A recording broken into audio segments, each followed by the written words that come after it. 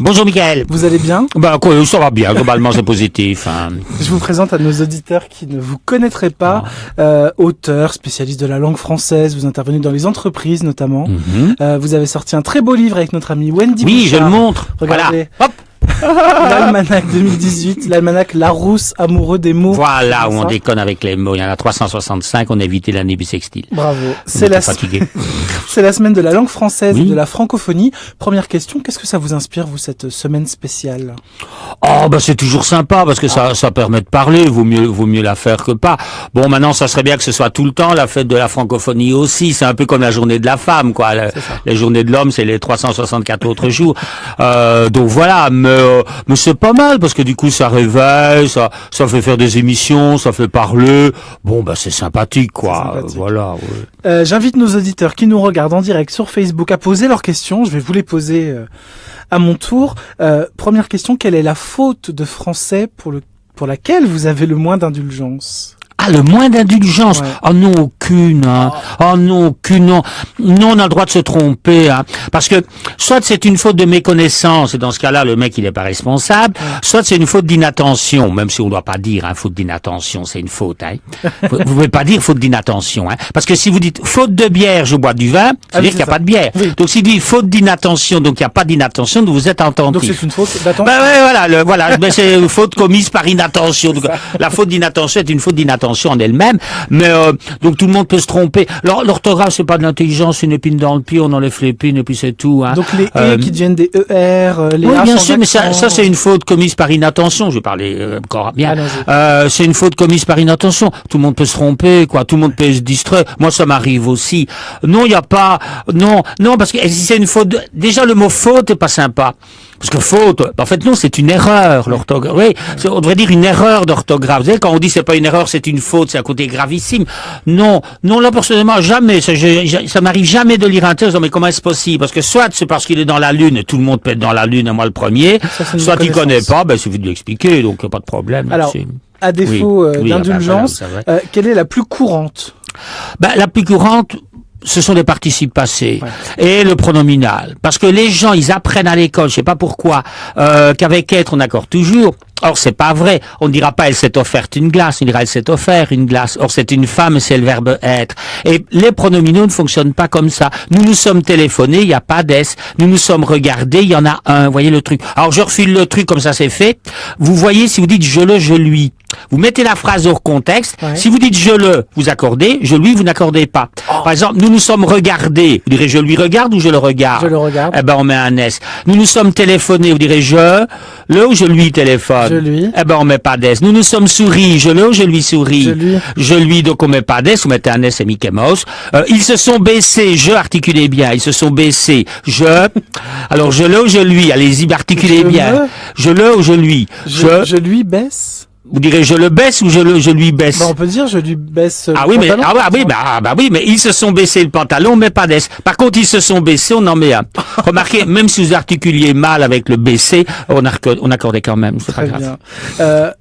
À quel endroit est-ce que c'est le plus dangereux de faire une faute d'orthographe?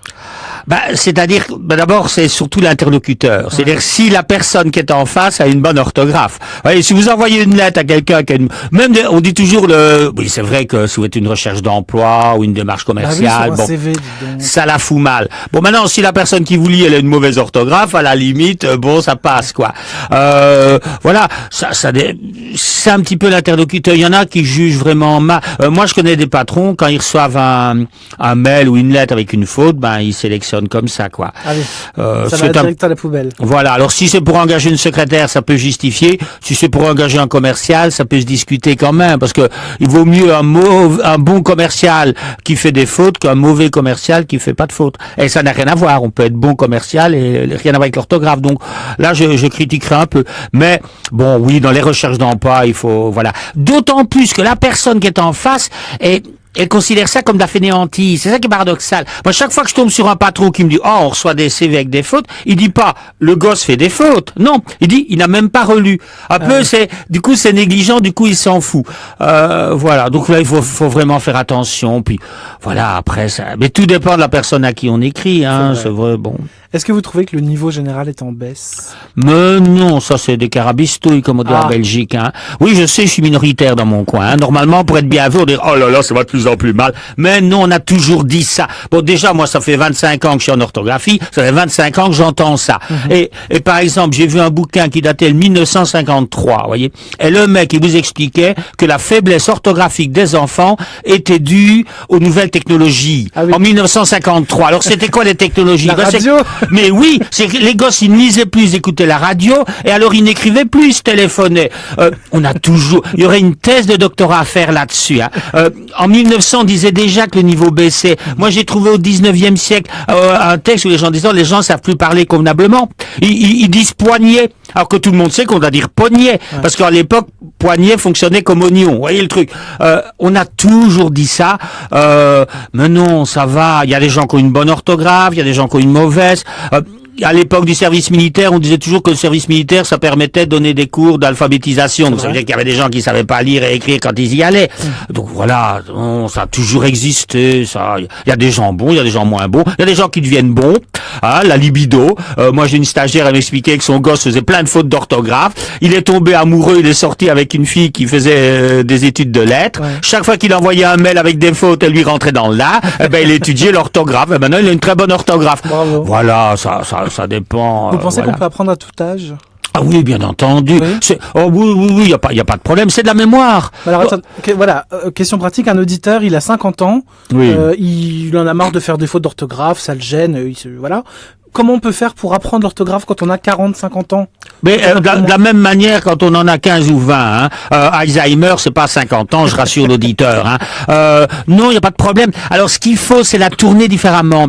C'est-à-dire que il faut pas être trop grammatical. Il faut la tourner d'abord par le rire. Ouais. Hein. Il faut retenir par le rire. Hein. Par exemple, à compte, on a tendance à mettre 2 C, il n'en faut qu'un. Mais comment le retenir? C'est normal. Hein. Quand tu demandes un à compte, t'es tellement étonné de l'avoir, t'oses pas en demander un deuxième. Vous voyez le truc. Hein. Par exemple, pour Jartel, il faut un trait d'union, sinon ça tombe. Voilà, on l'oubliera jamais. Vous voyez le truc. Pantoufle, il y a qu'un F parce qu'on est toujours en train de chercher l'autre, etc., etc. Donc, il faut tourner par le rire. Ça, c'est pour l'orthographe d'usage. Ouais. Et sinon, il faut aussi un peu voir l'origine. Ça dépend par quoi on s'intéresse. Par exemple, voyez, je finis, on met un S. Je peux, on met un X. C'est un peu con quand même. Pourquoi je peux, on met un X et je finis, on met un S. Mais en fait, ça date ce truc-là. Les troubadours au XIIe siècle disaient, écrivaient je peux et mettaient P-E-U-S. Et ils prononçaient le S. On l'a prononcé jusqu'au XVIe siècle. Ils disaient je peux. Et alors les juristes de Saint-Louis au XIIIe décidaient de faire des économies. Des fonctionnaires qui font des économies, c'est toujours bien. Hein. Et alors ils économisaient le papier et ils abrégeaient le US en X. Donc quand vous lisez dans un vieux manuscrit P-E-X, c'est je peux. Et il ne disait pas je pex, il disait je peux, comme nous, BLD, on dit boulevard. Hein. Vous dites pas, oh, BLD, non, on dit boulevard. Et alors, plus tard, quand on a remis le U, parce qu'il n'y a plus de problème de papier, on a gardé le X auquel on était habitué. Alors, méditez ce truc-là. Hein. On casse les pieds aux gosses quand ils font des SMS, mais on les oblige à retenir une règle provoquée par un SMS âgé de 800 ans. C'est quand même émouvant. Faut jouer, voilà, ou par le rire. Et alors aussi, aller directement, quand on a 50 ans, on passe pas la dictée pivot. Alors, on peut, mais c'est autre chose. Voyons les fautes qu'on fait. Voyez, par exemple, leurs chevaux, tout le monde met un S. Leur cheval, personne n'en met. Le leur, on met pas d'S. Le leur, on en met un. Mais par contre, mes parents leur parlent. Comme il parle à beaucoup de gens, on a envie de mettre un S. Mais il suffit de retenir que si on remplace leur par lui, il n'y a pas d'S. Parce que quand il y a une personne, on nous dit mes parents lui parlent. Quand il y en a 2, mes parents leur parlent. Donc leur, c'est pluriel de lui. Ça serait rien de mettre un S, ça ferait double emploi. Et il doit partir des fautes qu'il fait et chaque fois trouver un truc. Sinon, j'ai fait un très beau bouquin qui s'appelle 99 trucs. Allez. L'orthographe 99 trucs pour en rire et la retenir. C'est disponible chez qui? Gunten. C'est sur Gunten. Et alors, il a aussi, et ça c'est complètement gratuit, un site web, c'est orthogaffe, donc O-R-T-H-O, gaffe comme une gaffe.com. Gaffe 2 F. Et gaffe avec 2 F. Orthogaffe.com. Et là, il y a 134 sketchs sur l'orthographe. Il invite ta belle-mère, il l'attache, il en est débarrassé. Allez-y, faites-vous plaisir. Les anglicismes, ça doit vous rendre fou. Ben, bon, ça me rend fou, non, ça va, je me remets. Par Hein, exemple, non, dans non. la social room, là. Oui, ben voilà, c'est ça. C'est la mode, hein, c'est la mode. Alors, c'est vrai que moi, je préfère courriel à mailing. Bon, ça, c'est vrai. Ah, vous dites courriel. Bah oui, enfin, sauf c'est quand je suis vous, alors, fatigué. C'est moi. C'est moi. Mais j'ai dur, hein. Je me fatigue, hein. Alors, les anglicismes, oui. Maintenant, il y en a qui passeront la route. Alors, c'est vrai que ça devient parfois un peu idiot. J'anime un stage dans une boîte de formation, à Paris, quand même, un stage d'orthographe. Et alors, il y avait un petit mot. Avez-vous reçu le voucher? Voucher, enfin, je sais pas comment ça se Le prononce. voucher. Oui, enfin, je ne sais pas. Enfin, c'est le ticket resto. Mais c'est quoi ce truc-là? Oui, c'est un coupon. Oui, d'accord, mais moi, je savais pas. Oui, non, moi, j'enseignais l'orthographe. Vous vous rendez compte, ça, vous voulez enseigner l'orthographe dans cette boîte, faut apprendre l'anglais. Alors, je dis, c'est quoi ce truc-là? Il m'a dit, c'est le ticket resto. Ah bon, d'accord. Bon, c'est vrai que ça devient un peu ridicule. Maintenant, il faut nous rassurer. Ça a toujours été le cas. Oui. Alors, c'était pas l'anglais. Enfin, si, c'était l'anglais très longtemps. On se prête des mots et on les rend. Vous voyez, par exemple, vous avez un mot extraordinaire qui est le mot bouge. Et alors, bouge, bouga, c'était un mot gaulois. Vous voyez, c'était un mot gaulois. Et alors, les Romains l'ont piqué. La bouga, donc il y a certainement des Romains qui disent, c'est incroyable, on met des mots gaulois, où est-ce qu'on va? Et alors, le bouga a donné le vieux français bouge. Et c'était, comme en gaulois, une petite bourse en cuir. Vous voyez, et où on mettait du pognon, parce que ça tient bien le cuir. Donc, ils mettaient les pièces d'or dans la petite bourse. Et une petite bourse, ça devenait une bougette. Voilà, ce bougette en ancien français, si vous croisez, Saint-Louis, passe-moi la bougette, c'est le pognon. Okay. Et puis, au moment des Normands, notre bougette traverse la Manche et il va en Angleterre. Chez nous, il disparaît, mais en Angleterre, il reste. Et le bougette, avec leur prononciation, est devenu budget. Ah, dis donc. Et c'est devenu le budget où il y a toujours un rapport financier. Et nous, on a repiqué le budget. Donc voilà, alors c'est un anglicisme, budget, mais enfin, quelque part, on le leur avait prêté. Les Romains l'avaient piqué.